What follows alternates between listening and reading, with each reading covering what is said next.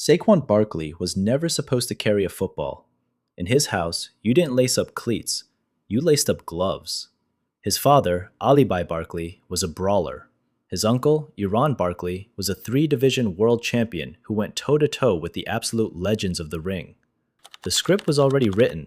Saquon was going to be the next great heavyweight king. But instead of throwing hooks, he started dodging them on the field. The boxing world lost a contender, but the NFL was about to meet a force of nature. At Penn State, he didn't just play the game, he broke it. He was a 230-pound tank with the agility of a point guard and a 41-inch vertical. He finished his college career with 5,538 all-purpose yards and 54 touchdowns, turning elite defenders into viral highlights every single Saturday. By the time the 2018 NFL Draft rolled around, he was the consensus number 2 overall pick. The New York Giants thought they had found their savior, and for a while, they were right. Saquon exploded onto the scene with 2,028 yards from scrimmage and 15 total touchdowns, easily securing the NFL Offensive Rookie of the Year award. He was the king of the Big Apple, and he looked unstoppable. But the NFL has a way of hitting back hard. In 2020, the stadium went silent as Saquon went down with a torn ACL. One of the most explosive athletes on the planet was suddenly reduced to a spectator.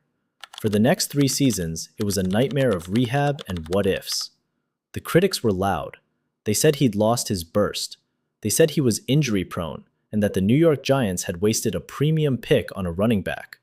It looked like the boxing prodigy who chose football had finally been knocked out for the count. Then came the 2024 offseason, the moment that changed everything. In a move that felt like a betrayal to half of New York, Saquon Barkley signed a massive $37.75 million deal with the Philadelphia Eagles. He didn't just leave town, he joined the Giants' biggest rival. Fans burned his jersey in the streets. He was called a traitor and a mercenary. But Saquon wasn't looking for approval, he was looking for a comeback. What happened next was pure cinematic madness. Running behind a powerhouse offensive line, Saquon looked like a superhero again. He didn't just run, he dominated, racking up over 1,600 yards and reclaiming his spot as the best in the business. He led the Philadelphia Eagles on a historic postseason run that ended with him holding the trophy aloft. After winning the Super Bowl championship, he officially broke the NFL record for the most scrimmage yards by a player on a new team. From the boxing gyms of his youth to the peak of professional football, Saquon Barkley proved that his greatest weapon wasn't his legs, it was his heart. He took the knockout blow, stood back up, and finished the fight as a legend.